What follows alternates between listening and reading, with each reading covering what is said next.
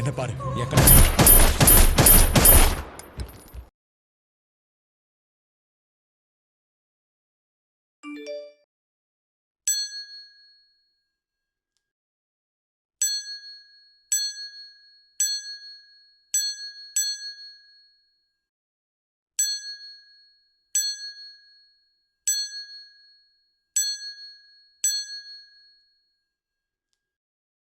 Halo Movie Rangers, apa kabar kalian semua? Semoga doa-doa kita segera dikabulkan oleh Tuhan. Hari ini Bang Jedar akan menceritakan film berbahasa Tamil yang berjudul Vikram. Skor IMDb-nya 8,8. Film ini dibintangi dua aktor Kollywood papan atas, Kamal Haasan dan Vijay Sethupathi. Selain mereka berdua, film ini juga dibintangi aktor Mollywood favorit Bang Jedar, Fahad Fazil. Film ini adalah lanjutan dari film berjudul Kaiti yang sudah Abang upload 2 tahun yang lalu. Oke, langsung aja, put your headset on and listen to me.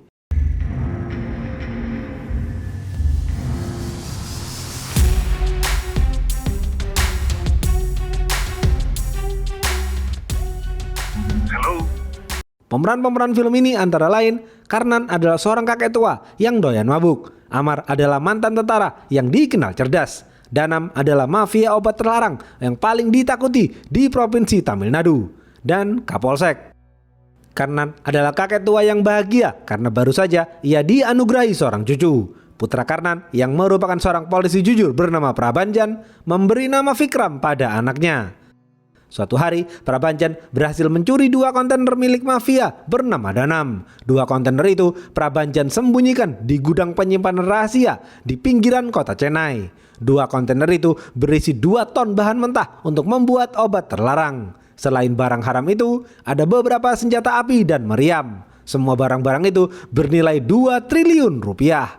Prabhanjan melaporkan penemuannya ini kepada atasannya yang bernama Bejoy. Besok malam, Prabhanjan dibunuh oleh 3 orang bertopeng.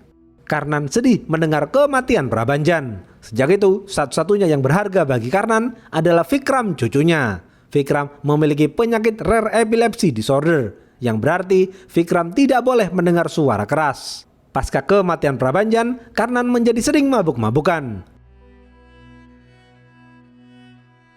Malam hari, Karnan menyetir mobil dalam keadaan mabuk hingga menabrak pohon. Tiba-tiba, 4 orang pasukan bertopeng menangkap Karnan dan menyekap Karnan di sebuah bangunan tua. Mereka merekam video sembari menyiksa Karnan. Karnan ditusuk dadanya hingga mengeluarkan darah.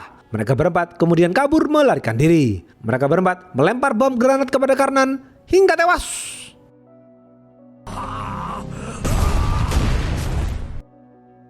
Tak lama kemudian, seorang polisi korup divisi obat terlarang bernama Steven juga dibunuh oleh 4 orang pasukan bertopeng. Video pembunuhan 3 korban itu kemudian dikirim ke kantor polisi. Seorang kapolsek bernama Jose tidak bisa menemukan pasukan bertopeng yang menjadi pelaku pembunuhan berantai ini.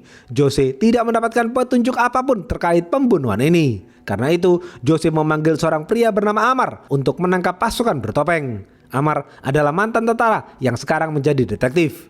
Jika ada masalah yang tidak bisa diselesaikan, orang-orang akan menggunakan jasa Amar untuk menyelesaikan masalah mereka. Amar bekerja secara sembunyi-sembunyi. Tidak ada yang tahu di mana markas Amar dan tidak ada yang tahu bagaimana Amar bekerja. Orang-orang menyebut Amar dan anak buahnya adalah pasukan hantu. Jose kemudian memanggil Amar ke kantor polisi dan memperlihatkan 3 video pembunuhan Prabhanjan, Karnan, dan Steven. Setelah melihat 3 video pembunuhan itu, Amar berdiskusi dengan Jose. Amar merasa Prabhanjan sudah mati terlebih dahulu sebelum video itu dibuat. Amar juga merasa pernah melihat wajah Karnan sebelumnya, tapi Amar lupa kapan dan di mana ia pernah melihat wajah Karnan. Amar bertanya kepada Jose mengenai hilangnya 2 kontainer milik Danam yang diduga ada kaitannya dengan pembunuhan berantai ini. Jose mengatakan kepolisian belum menemukan di mana kontainer itu. Setelah itu, Amar dan anak buahnya kembali ke markas. Amar langsung bergerak cepat dan mengumpulkan semua informasi mengenai kasus pembunuhan ini. Amar terus mendiskusikan kasus ini dengan anak buahnya. Amar masih bingung karena Amar tidak menemukan hubungan dalam kasus ini.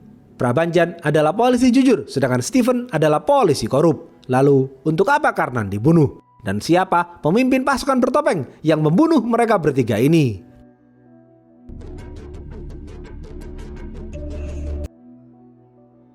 Amar akan memulai penelusurannya dengan mencari tahu siapa Karnan sebenarnya. Amar menemui istri Prabanjan untuk mencari informasi. Istri Prabanjan mengatakan, "Aku sangat membenci mertuaku. Ia sering mabuk dan tidak pernah berada di rumah. Ia selalu bepergian entah kemana. Ia pulang ke rumah hanya ketika anakku lahir dan kematian suamiku." Di sana, Amar juga bertemu dengan asisten rumah tangga istri Prabanjan bernama Tina. Terlihat Tina dengan cepat mengambil gelas Amar yang hampir terjatuh. Tina mengatakan kepada Amar, ia melakukan hal itu agar Vikram tidak bangun. Karena Vikram mengalami penyakit rare epilepsy disorder, yang berarti Vikram tidak bisa mendengar suara keras. Jika ia mendengar suara keras, jantungnya akan melemah. Malam hari, Amar menemui Tina di rumah Tina. Tina mengatakan, Pak Karnan adalah seorang kakek yang baik hati. Pak Karnan tidak pernah mabuk. Pak Karnan marah ketika mendengar kematian Prabanjan. Sejak kematian Prabanjan, hanya Vikram cucunya lah yang berharga bagi Karnan. Karnan selalu menidurkan Vikram di dadanya. Pak Karnan juga selalu membuatkan susu untuk Vikram. Amar bingung karena penjelasan istri Prabanjan dan Tina sangat berbeda. Amar merasa Karnan mempunyai dua sisi kehidupan yang berbeda. Amar kemudian menemui supir Karnan. Supir Karnan mengatakan biasanya Karnan duduk di bawah pohon sembari mengudut dan membuka laptopnya. Karnan juga sering menemui temannya yang merupakan pemilik gym. Besok pagi, Amar menemui teman Karnan yang merupakan pemilik gym. Teman Karnan mengatakan Karnan sering mabuk sejak kehilangan Prabanjan. Selain mabuk, Karnan juga sering pergi ke rumah bordil. Amar kemudian kembali ke markas. Anak buah Amar mendapatkan informasi bahwa dua kontainer yang hilang milik Danam berasal dari mafia bernama Adai Kalam. Danam adalah mafia paling ditakuti di Provinsi Tamil Nadu. Danam adalah produsen obat terlarang. Danam mempunyai 23 saudara kandung. Danam adalah anak ke-12 dan di antara mereka hanya Danam yang berpendidikan. Selain itu, Danam mempunyai 3 istri dan hidup rukun. Selama ini, Danamlah yang menghidupi seluruh keluarga besarnya. Danam akan membunuh siapa saja yang mengganggu bisnisnya. Keluarga Danam juga sering keluar masuk penjara atas kasus pembunuhan dan kejahatan lainnya. Hal itu sudah biasa bagi mereka. Danam dan keluarganya juga mempunyai gudang persenjataan sendiri di rumahnya. Sejak hilangnya 2 kontainer miliknya, Danam marah dan membunuh banyak orang. Danam masih terus mencari 2 kontainer itu. Amar langsung mendugaskan anak buahnya untuk menyamar menjadi tukang servis dan masuk ke rumah Danam. Besok malam, anak buah Amar menangkap salah satu petugas ekspedisi yang sering mengatur bongkar muat barang-barang Danam di pelabuhan. Amar menginterogasinya dengan keras, namun petugas ekspedisi itu tidak tahu di mana lokasi 2 kontainer Danam yang hilang. Suatu hari, seorang polisi baru di kota Chennai naik bajai dan menangkap seorang pria bertato. Polisi baru itu tidak tahu bahwa yang ia tangkap adalah Danam. Danam marah dan minum obat terlarang khusus yang membuatnya hilang kendali. Danam langsung merebut senjata polisi baru itu dan menembak leher polisi baru itu hingga tewas. Bajai itu kemudian terguling. Danam keluar dari bajai dengan santainya. Semua orang takut dan tunduk kepada Danam.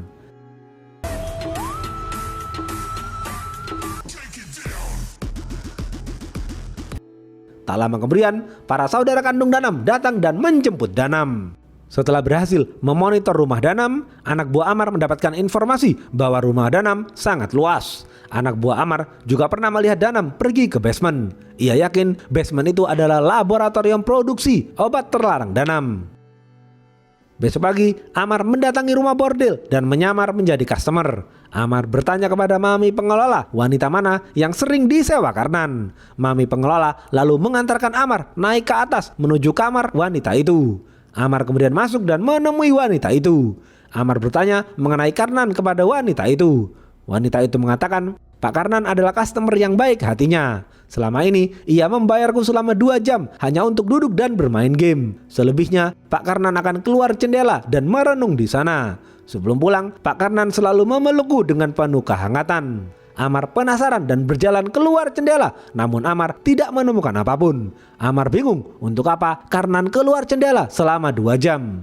Amar kemudian kembali ke markas dan bertemu dengan istrinya. Amar sangat mencintai istrinya karena mereka berdua baru saja menikah. Mereka berdua lalu makan bersama dengan anak buah Amar.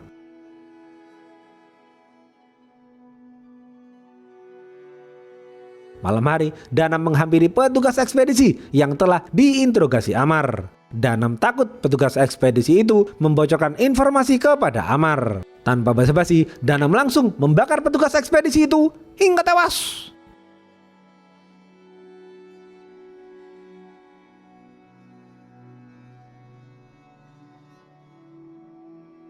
Amar mendatangi rumah petugas ekspedisi itu. Amar jengkel kepada Danam yang tidak memiliki hati nurani.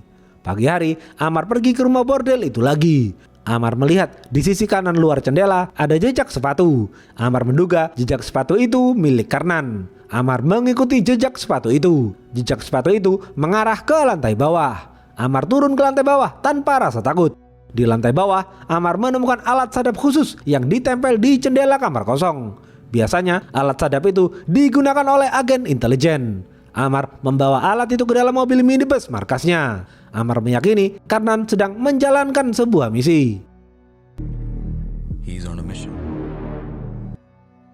Namun Amar belum tahu misi apa yang dijalankan Karnan. Hacker anak buah Amar mengatakan kamar kosong yang ada di lantai bawah rumah bordil itu pernah didatangi Rudra dan Vira yang juga merupakan gembong mafia obat terlarang. Rudra dan Vira merupakan tangan kanan Steven.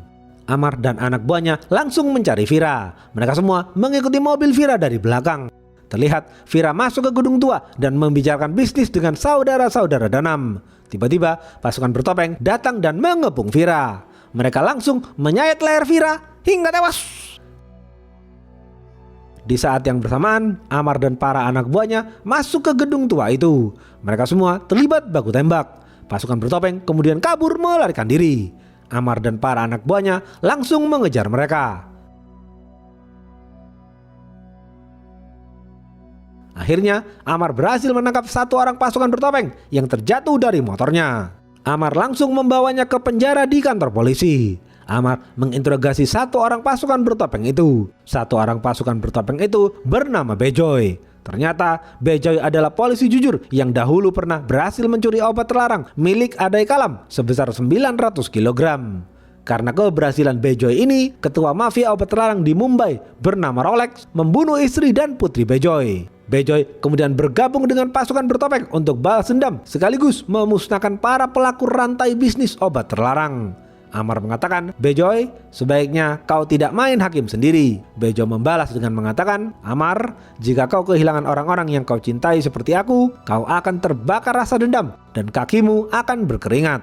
Setelah menginterogasi Bejoy, Amar dan para anak buahnya akan mencari Rudra. Sore hari, Rudra, Danam, dan beberapa polisi anak buah Jose sedang mempersiapkan pengamanan ketat untuk Rudra. Karena Rudra adalah target pasukan bertopeng selanjutnya. Danam sudah bernafsu ingin menghabisi pasukan bertopeng. Karena Danam yakin pasukan bertopenglah yang mencuri 2 kontainer miliknya.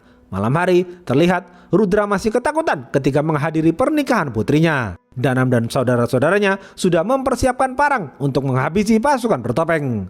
Amar dan anak buahnya juga datang ke sana. Amar dan anak buahnya berjaga-jaga dari kejauhan. Mereka semua bersiap-siap menunggu kedatangan pasukan bertopeng.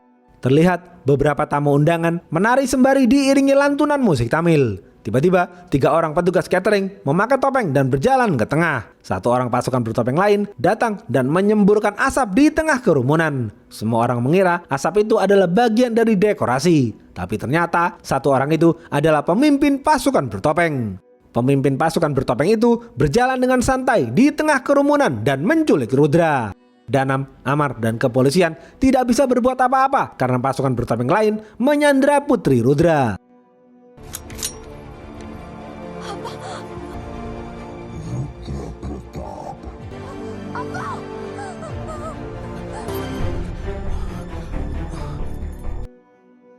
Pemimpin pasukan bertopeng langsung membawa Rudra kabur.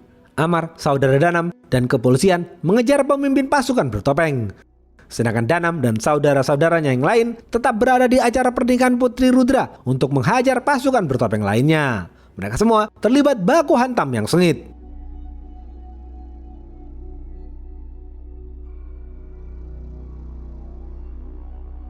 Dengan cepat, saudara Danam dan kepolisian berhasil mengepung pemimpin pasukan bertopeng. Pemimpin pasukan bertopeng lalu turun dari motornya dan menghajar mereka semua hingga babak belur. Setelah berhasil menghajar mereka semua, pemimpin pasukan bertopeng berjalan mendekati Rudra. Tanpa basa-basi, ia langsung menyayat leher Rudra hingga tewas. Di saat yang bersamaan, Amar datang dan berteriak kepada pemimpin pasukan bertopeng itu. Amar yang terbakar emosinya mengatakan, "Hei pengecut, jika kau memang pemberani, buka topengmu dan tunjukkan pada dunia." Pemimpin pasukan bertopeng itu berbalik arah dan mengambil handphonenya. Ia melakukan video call yang tersambung dengan layar di acara pernikahan Putri Rudra agar Danam juga melihat. Ketika ia membuka topengnya, ternyata pemimpin pasukan bertopeng itu adalah Karnan. Cetir! Semua orang kaget melihat Karnan masih hidup. Danam dan Jose penasaran siapa Karnan sebenarnya dan mengapa Karnan masih hidup. Karnan mengisyaratkan bahasa tubuh yang berarti ia akan menghabisi mereka semua. Besok malam, Rolex menelpon Danam dan bertanya mengenai 2 kontainer yang ia kirim. Danam mengatakan dirinya belum menemukan 2 kontainer itu. Rolex mendesak Danam agar segera menemukannya. Di sisi lain, Amar baru ingat bahwa Karnan adalah mentornya dahulu yang pernah memberikan materi mengenai mata-mata. Amar kemudian menceritakan semua fakta ini kepada Jose dan kepolisian. Amar mengatakan, tahun 1981, pemerintah membuat agen rahasia bernama Black Squad yang terdiri dari 11 orang. 11 orang ini bekerja secara sembunyi-sembunyi untuk menjalankan misi rahasia. Misi mereka adalah membunuh para penjahat, penyelundup, preman, dan lain-lain. Mereka sudah berhasil menyelesaikan 100 misi lebih dengan tuntas. Masyarakat menyebut mereka sebagai pahlawan. Pemimpin Black Squad adalah Karnan yang mempunyai nama asli Agent Vikram. Namun sayang, tahun 1991 ketika berganti Perdana Menteri, pasukan ini dibunuh dengan sadis oleh pemerintahan yang baru. 11 orang itu kemudian dimakamkan di makam khusus dan dicap sebagai teroris oleh pemerintahan yang baru. Namun beberapa hari kemudian 4 jenazah itu menghilang dari makam. 1 jenazah itu diyakini adalah Vikram. Amar mengatakan, mulai sekarang aku ada di pihak Vikram dan menganggap Vikram sebagai pahlawan. Semua kematian Vikram selama ini adalah palsu. Selama ini Vikram membuat orang-orang berpikir dirinya adalah pemabuk, padahal Vikram adalah mantan agen rahasia yang cerdas dan mematikan. Amar yakin Vikramlah yang membunuh Stephen, karena Stephen adalah polisi korup. Vikram akan memberantas semua pelaku rantai bisnis obat terlarang. Vikram juga akan balas dendam kepada semua orang yang terlibat dalam pembunuhan Prabanjan putranya. Commander Dam, Agent Vikram. He was the most wild and expandable one. Ghost in Sulwak. Setelah menjelaskan semuanya kepada kepolisian, Amar mundur dari kasus ini untuk menghormati Vikram sebagai mentornya. Amar menolak jika diperintahkan untuk menangkap Vikram. Jose marah besar kepada Amar. Amar tidak peduli dan berjalan keluar dari kantor polisi. Sore hari, Amar dan anak buahnya berhasil mencuri 30 kg bahan peledak di kantor polisi. Di saat yang bersamaan, Vikram menghajar para sipir di penjara polisi dengan membabi buta. Mereka semua jatuh tersungkur dan pingsan tak berdaya. Setelah itu, Vikram membebaskan Bejoy dari penjara. Mereka semua kemudian menyelirap kabur melalui saluran pembuangan. Jose dan anak buahnya panik dan langsung mendatangi penjara polisi. Namun Vikram sudah berhasil membawa Bejoy kabur. Setelah itu, Jose menelpon dan memberitahu Danam bahwa Amar telah mencuri 30 kg bahan peledak dari kantor polisi. Jose yakin Amar sudah memasang peledak itu di rumah Danam. Seketika itu, Danam ketakutan dan membawa seluruh anggota keluarganya keluar dari rumah. Danam memberitakan semua keluarganya berjalan perlahan dan tidak menyentuh apapun. Setelah semua anggota keluarga Danam berhasil keluar, ternyata Abang Danam masih berada di dalam kamar mandi karena sedang buang air besar. Setelah selesai buang air besar, Abang Danam menarik rantai flash. Ternyata Amar meletakkan bahan peledak di flash WC. Seketika itu, rumah Danam yang besar dan laboratorium produksinya rata dengan tanah.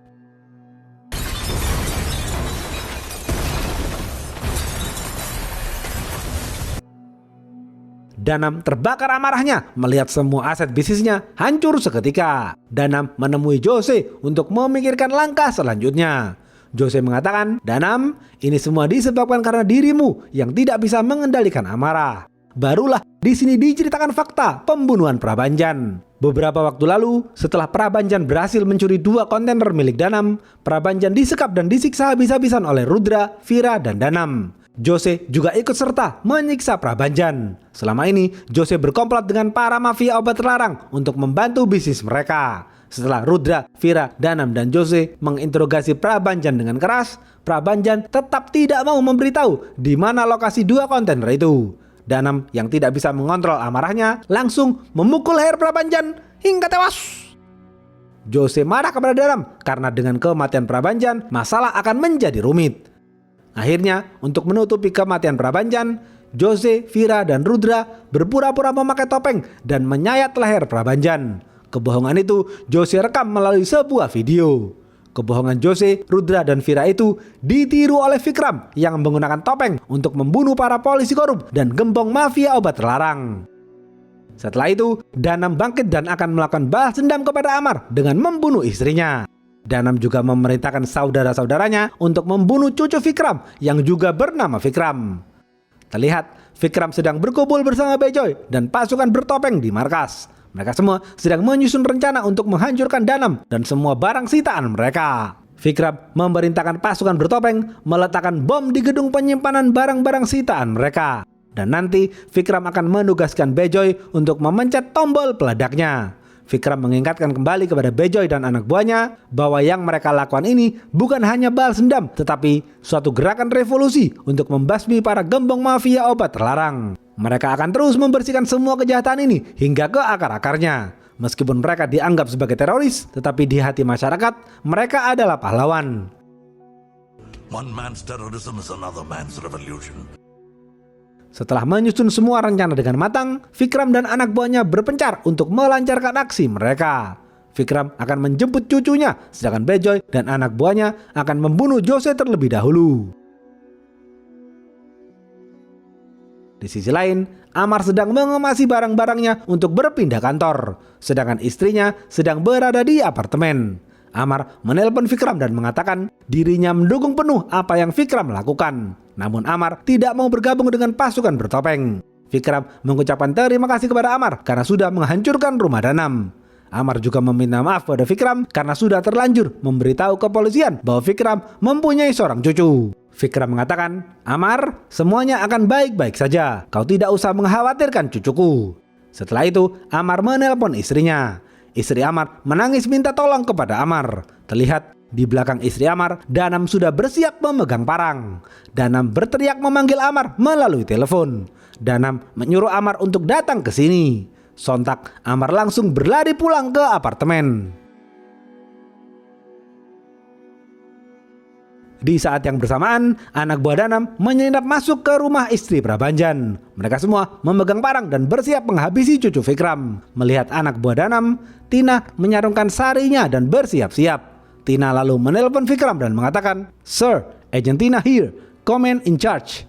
Ternyata Tina adalah mantan anggota Black Squad. Tina mengamankan istri Prabanjan di ruang rahasia. Setelah itu, Tina langsung menghajar saudara-saudara Danam dengan membabi buta. Tina menusukkan gapur ke leher mereka hingga tewas.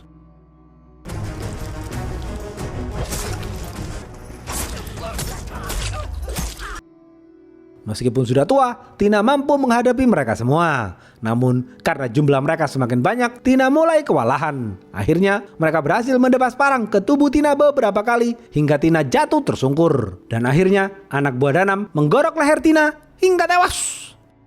Amar sampai di basement parkiran apartemennya. Kedua kaki Amar lemas ketika melihat tubuh istrinya tanpa kepala. Amar menangis histeris dan berteriak. Kedua kaki Amar basah dipenuhi keringat. Amar teringat omongan Bejoy mengenai rasa sakit kehilangan orang yang dicintai. Vikram tiba di rumahnya dan melihat banyak mayat berserakan. Vikram sedih melihat mayat Tina yang merupakan sahabatnya sesama mantan agen Black Squad. Vikram kemudian naik ke atas untuk menyelamatkan cucunya. Namun tiba-tiba saudara Danam dari belakang menusuk punggung Vikram dengan pisau. Vikram lalu menutup kamar cucunya terlebih dahulu agar cucunya tidak terbangun. Vikram kemudian mencabut pisau di punggungnya dan menghajar mereka semua hingga tewas.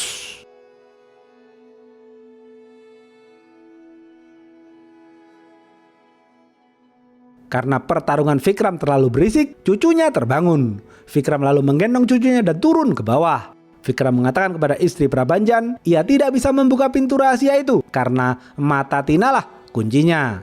Namun sebentar lagi, anak buah Vikram akan datang untuk membuka pintu rahasia itu. Vikram kemudian membawa cucunya ke dalam mobil. Sesaat kemudian, Vikram lupa ternyata ini waktunya sang cucu minum susu. Tiba-tiba anak buah Danam datang lagi untuk menyerang Vikram. Vikram meletakkan cucunya terlebih dahulu di dalam mobil. Tanpa berpikir panjang, Vikram mengambil 2 pistolnya dan langsung memberondong mereka semua hingga tewas.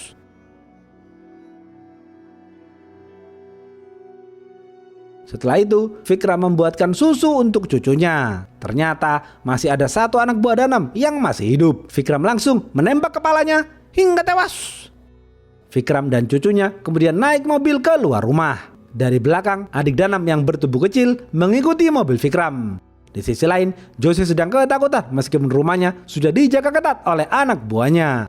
Amar menyelinap masuk lewat belakang. Amar menampar Jose berkali-kali. Amar kemudian menusuk pisau ke paha Jose. Amar juga membanting Jose hingga jatuh tersungkur. Tanpa basa-basi, Amar langsung memberondong Jose dengan peluru hingga tewas.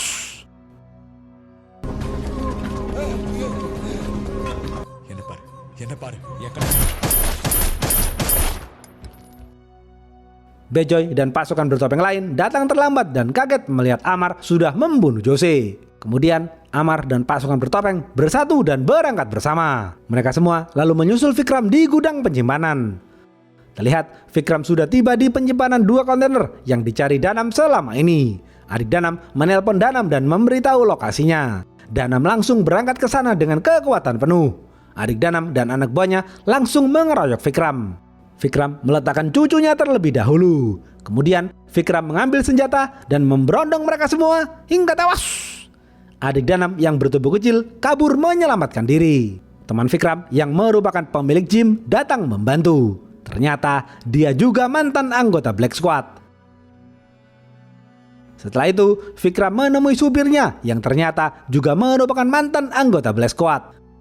Mereka berdua sedang mempersiapkan senjata meriam untuk menghabisi Danam. Dari belakang, adik Danam yang bertubuh kecil menusuk teman Vikram hingga tewas. Beberapa menit kemudian, Danam dan seluruh anak buahnya datang dan langsung melempari bom granat ke arah kontainer.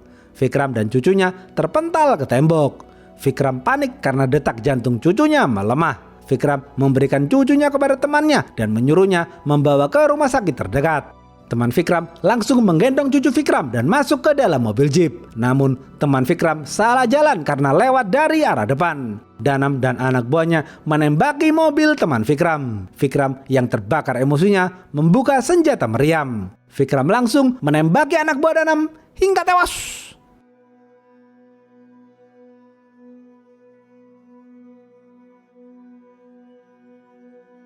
Teman Vikram turun dari mobil sembari memegang tameng besi dan berjalan ke arah Vikram. Danam menembaki teman Vikram untuk membunuh cucu Vikram. Danam berhasil menembak kaki teman Vikram. Teman Vikram terjatuh dan tidak bisa berdiri.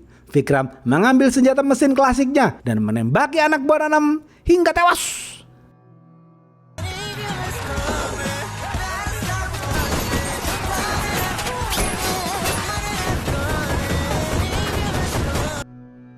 Tak lama kemudian, mobil Amar dan Bejoy datang membantu. Mereka semua turun dari mobil. Amar kemudian mengambil cucu Vikram dan membawanya masuk ke dalam mobil. Danam menembak ke arah mobil itu dan berhasil mengenai tangan Bejoy. Danam juga berhasil menembak dada teman Vikram hingga tewas. Danam dan beberapa anak buahnya masuk ke gudang penyimpanan itu untuk mencari barang-barang miliknya. Amar dan Bejoy kemudian membawa cucu Vikram ke rumah sakit. Di tengah perjalanan, Bejoy dan anak buahnya turun dari mobil karena Bejoy diperintahkan Vikram untuk memencet tombol peledak yang akan menghancurkan gudang penyimpanan itu. Karena transmitternya pendek, mau tidak mau Bejoy tidak bisa ikut dengan Amar ke rumah sakit. Adik Danam mencoba melukai kaki Vikram dari belakang. Namun dengan cepat Vikram menghajar balik adik Danam. Adik Danam lalu kabur melarikan diri. Vikram kemudian masuk ke gudang penyimpanan. Di sana Vikram melihat Danam sedang mencari barang-barang miliknya. Vikram langsung menghajar Danam habis-habisan. Danam terjatuh di reruntuhan barang-barang yang selama ini ia cari. Danam bangkit berdiri dan terus melawan Vikram. Di saat yang bersamaan, Amar merasa perjalanannya ke rumah sakit akan memakan waktu lama. Karena itu, Amar menelpon temannya seorang dokter untuk membimbingnya memberikan bantuan darurat kepada cucu Vikram. Sang dokter memerintahkan Amar menekan dada cucu Vikram dan memberikan nafas buatan. Amar terlihat putus asa karena cucu Vikram tidak juga bernafas. Sang dokter terus mendorong Amar melakukan hal itu berulang kali. Dan akhirnya cucu Vikram sadar dan menangis. Amar merasa lega melihat hal itu. Setelah melakukan baku hantam yang sengit, Vikram berhasil membuat Danam lemas tak berdaya. Vikram lalu mengkalungkan rantai di leher Danam dan mengunci rantai itu ke lantai. Vikram mengatakan kepada Danam bahwa yang ia lakukan ini bukan hanya untuk balas dendam, namun Vikram ingin membasmi para pelaku rantai bisnis obat terlarang. Vikram kemudian menelpon Bejoy dan memerintahkan Bejoy untuk memencet tombol peledaknya. Vikram kemudian berjalan keluar. Setelah Bejoy memencet tombol itu, seluruh gedung penyimpanan yang berisi senjata dan bahan-bahan mentah obat terlarang hancur seketika. Danam pun mati terbakar bersama barang-barang itu. See you in hell.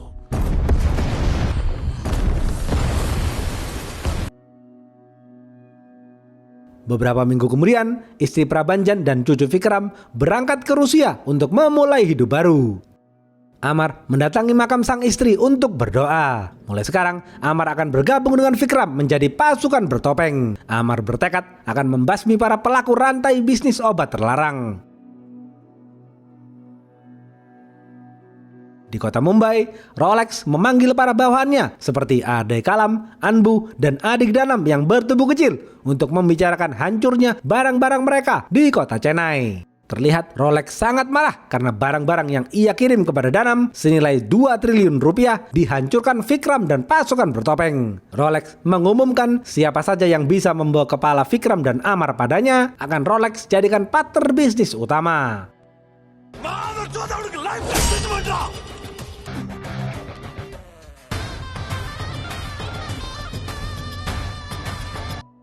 Rolex kemudian kembali pulang. Adik Kalam, Anbu, adik Danam, dan seluruh anak buahnya lalu membubarkan diri. Ternyata di tengah kerumunan itu ada Vikram. Vikram berencana akan menghancurkan bisnis obat terlarang Rolex.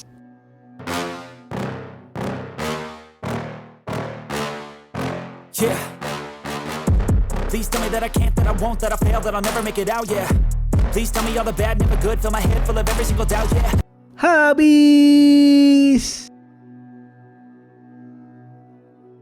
Apa pesan dari film ini? One man's revolution is another man's terrorism.